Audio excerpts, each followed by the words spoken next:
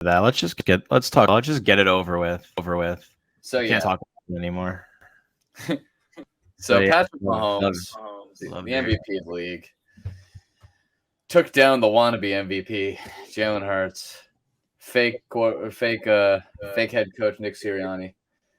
Took him to Pound Town, 38. It really wasn't Pound Town. It was a really good game, honestly. 38-35. I watched by myself while quarantining. It was so depressing when I was yelling at the TV and I'm looking around and no one's there to high five me. thank So God. high five myself. It was really something. Um, so yeah, it was a really close game. Basically came down in the second half. The Chiefs ran two plays that were exactly the same. The Eagles could not figure it out. Everyone's blaming Jonathan Gannon, which is ridiculous, in my opinion.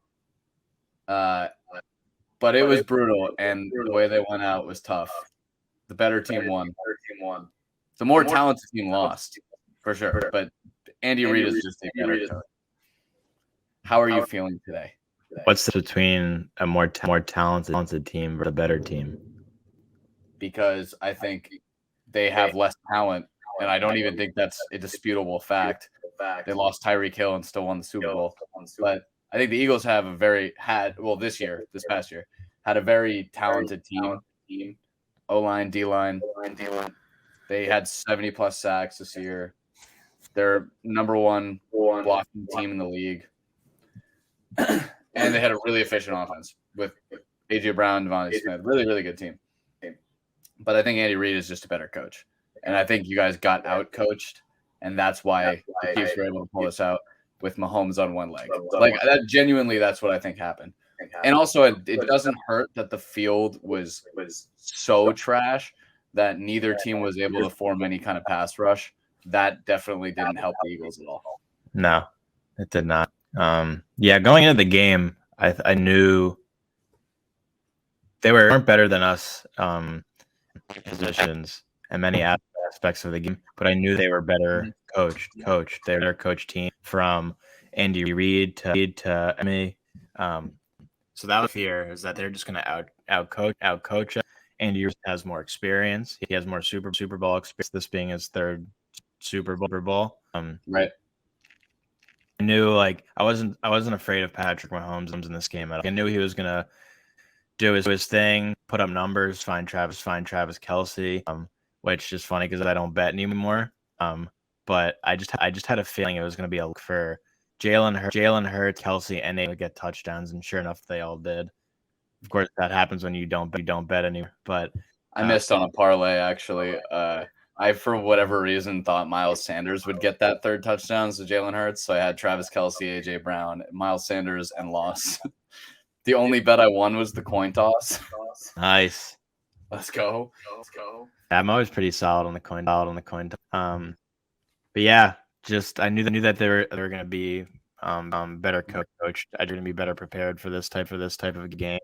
Mm-hmm. We got the ball and had a long possession, but drove right down the field and scored on them, and things were promising. And then was a fighter, Travis Kelce. They marched down the field and tied it up. So I was like, this is going to be a shootout. This is going to be a very close game. And then we just outplayed the quarter. We have ran away with it. We were up, I think, 10. Was it 21-10 or something?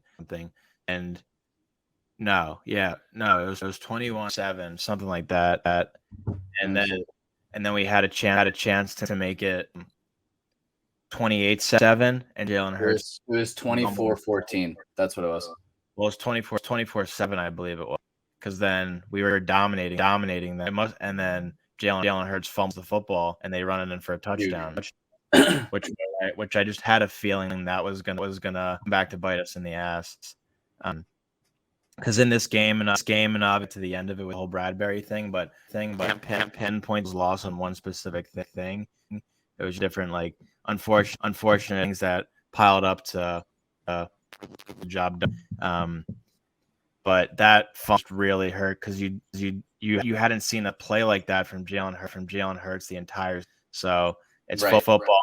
Shit happens, but that play just really cost. But but we were up by 10 going, and I just had a feeling the second half was going to be all the Chiefs. The fact that we did the quarterback once the entire game after being being the number one ranked defense in the league with sacks. Yep. A very flip script. To give all the credit to the Chiefs offensive line and how they were able to protect Mahomes and injured in the second.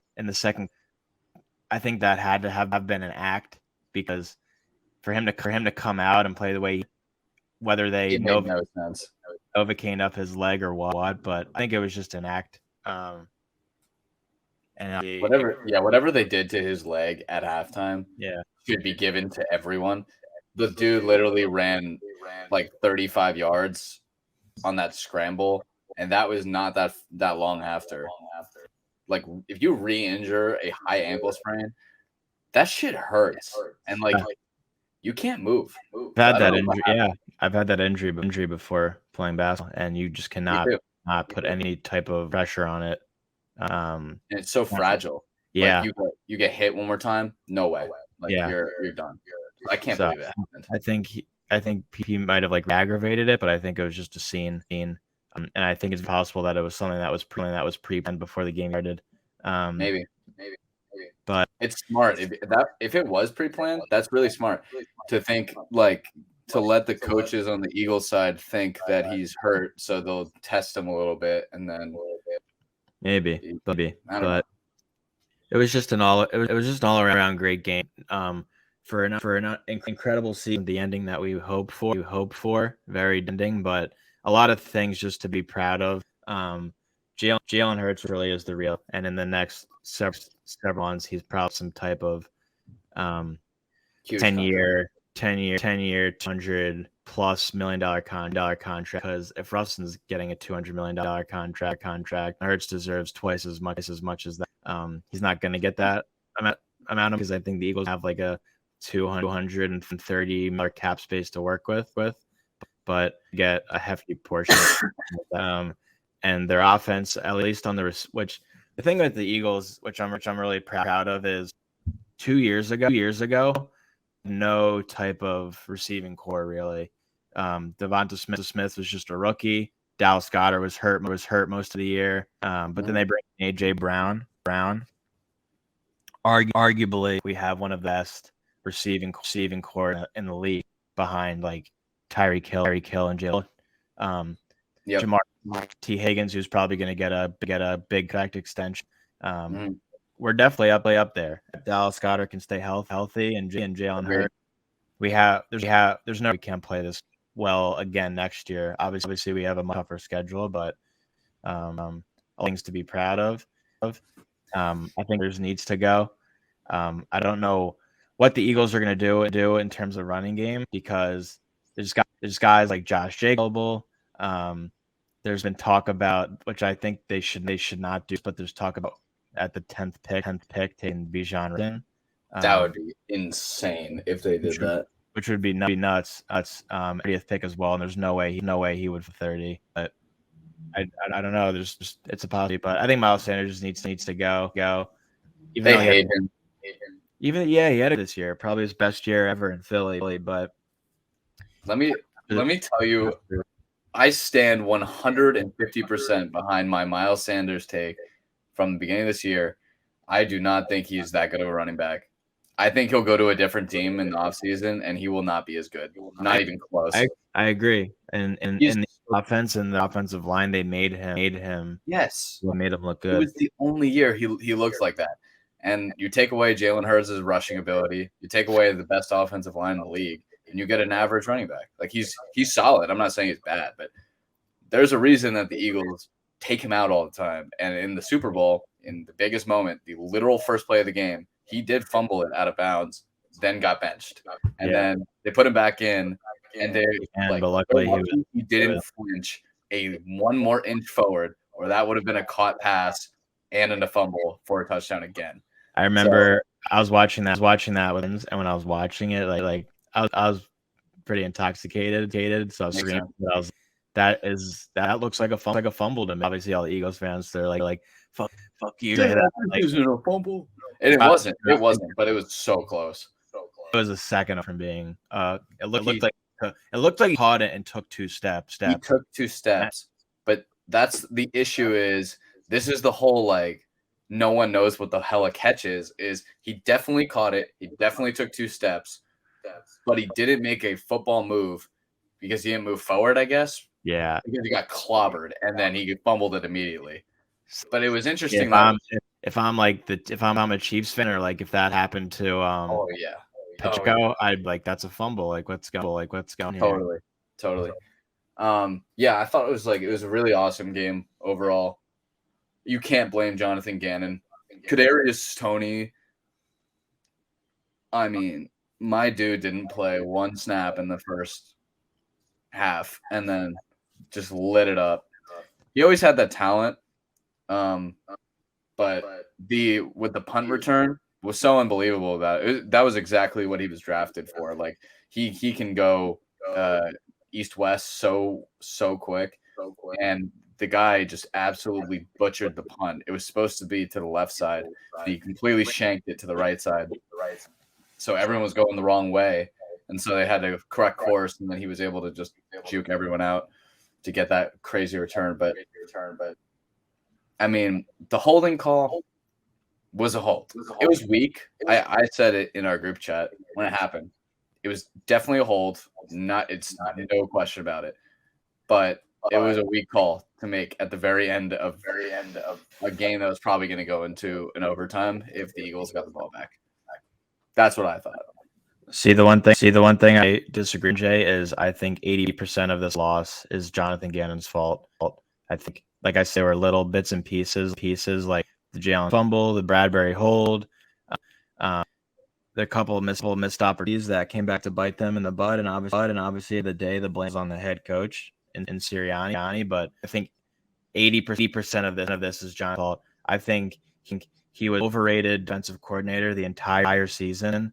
There were so many games against the Bears, Colts, where we almost lost those games, and our defense, as good as they were, did not look good at many points in that game. Those had 2 weeks to prepare for the game, and they knew they were going up against one of the best offenses in the league.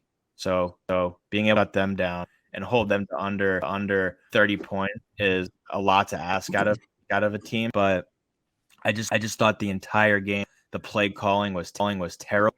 I was thinking a lot about when they won the ball against the Patriots in 18. Different coordinator at that point, but they didn't put any pressure on Tom Brady, and they had a lot of really good rivers. Like I remember Chris Hogan and Bola absolutely feasted, Gronk feasted. So it was hard to get the blitz on them at that point. But I just thought about that, and I thought that was a good thing I take notes from, because for the leading in sacks, I thought the Eagles needed to get more pressure on Mahomes and get to him, especially be able to scramble. And whether you field for that or blame, just like the Chiefs O-line be fantastic. I just think Jonathan Gannon did a terrible job in that game. Did not call a good game. And I wish him the best of luck with the Cardinals. They're going to be an atrocity as well. Well, I think most defensive coordinators taking head coaching jobs, with maybe the exception of D'Amico Ryans, because I just think that is like the perfect possible landing spot for him. Like I think defensive coaches have a lot of trouble being head coaches in general, especially the Cardinals are going to be in a disaster anyway. Kyler Murray's not even going to be there for half the year, and then you have to deal with him. Kyler's too busy playing COD to want to play football. So that was tough. But I think it's so crazy that Eagles fans are like happy now that Jonathan Gannon left. Like that's such bullshit. Come on. He was a part of the reason that you guys got so many sacks. I say it's obviously Hassan Reddick, Javon Hargrave having a career season. We'll see what happens with him in free agency. Brandon Graham doing awesome off of the Achilles. Fletcher was fine. I think he wasn't that great this year, but he's getting to that age. But anyway, yeah, like, I think it's crazy to not give him credit. Like he gets some like this is how I view Sirianni. He's the Miles Sanders of head coach. Said that to Henry the other day. It's so true. Steichen came in after Sirianni was the play caller for a while and was not doing anything well. Steichen comes in, brings his offense, and they're great. I'm sure they'll keep a very good offense with Ben Johnson, I think his name is, right? The whatever the QB coach, Ben Johnson, is that his name? Yeah. So I'm sure that because of the continuity of the offense, it'll still be the same. Johnson, not Ben Johnson. Ben Johnson. Is that what I said? Brian Johnson. You said Ben. Oh, Brian. Is Ben Johnson the Lions offense? Whatever. Anyway, you know what I meant. Brian Johnson. So they'll have continuity in the offense and it'll stay pretty the same, is my guess, from this year. But he doesn't add anything to me. Sirianni is just a personality. I think he's an average at best head coach, but he again, like you give him a team like that. I don't believe it's like the Julian Love thing where Julian Love's like anyone can do it. I don't agree with that. But I don't think he's like this elite head coach. Like when they were discussing coach of the year, sure it's a popularity contest, but like you look at like a Doug Peterson who turned that team into a contender. Brian Daboll turned the Giants for what they were worth into a contender. Andy Reid would be a perennial head coach of the year. I mean, realistically, and Mike Tomlin, who somehow still doesn't have a losing record. I don't even think he was in the running, if I recall correctly. He was not, but he should have been. He did a lot with Mitch Trubisky and Kenny Pickett. So not Kenny Pickett's bad, but you know, he's like whatever. But anyway, so we'll see. I think they'll be good this next year too, but they'll have to try to retain a ton of talent, which will be tough. And Miles Sanders, I think, is gone. You can't pay a running back, even though the Giants are about to. But they'll have a lot of options. There's a lot of really good running backs in free agency, and then worst case, like they still have pick 30. So Jahmyr Gibbs will be available, and there's a lot of really good running backs in this class, which we will get to later on when we make our mock drafts, even though they will be incorrect. So, unless do you want to give some final touches on the Super Bowl, and then we'll move on? No, what I needed to say. Obviously the Bradbury call was just devastating because at that point in the game, it's like it ended the game. Totally. It's going to be fourth down. You hold them to a field goal. Eagles could have had the chance potentially with a minute 40-ish left to run to march down the field. And best case scenario, win the game. Worst case scenario, you kick a field goal and for him. But it's just like at Bradbury, you probably missed him quite a bit this year. He just had a great year for us. It was fun. Yeah, I mean, he played really solid for us and played well in the game. Juju's nothing, which I loved all that talk just between AJ Brown and Juju. I mean, like obviously, like I think Juju has talent, but I do think AJ Brown was accurate when he was like you were out of this league, man, and Patrick Mahomes resurrected your career, which he really did. And you could say that about so many people. Like you could have put. I feel like you could have put it on that team whose NFL career has been over for a while now, and he would have balled out. You put a lot of people in that Mahomes off, you're gonna play well. But Bradbury, it was a soft hold. It was a hold, and he even admitted it. The refs didn't watch the whole game, so that's why frustration of people being like you're not gonna call it all game, and then one of the most pivotal to the game that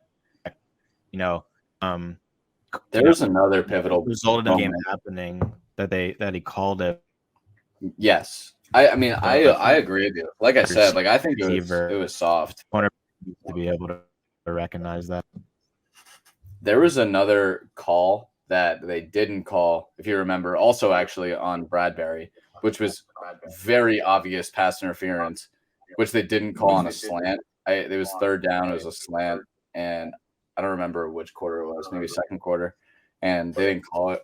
But it was just interesting. Like, I think that this was a very soft call. It was the right call, but it was soft. Bradbury, I mean, yes, the Giants missed him. The Giants couldn't afford him. Gettleman put us in hell. So like, Yeah. like, there was literally nothing we could do except let him go. So it is what it is at the end of the day. It can't be. I mean, it sucks that he went to the Eagles of all places, and for that, I think he's a bitch. But like, I don't blame him for wanting to go to a contender. I mean, we literally couldn't afford him. And if he has nothing bad to say about the Giants, which he said he would theoretically come back, which would be cool.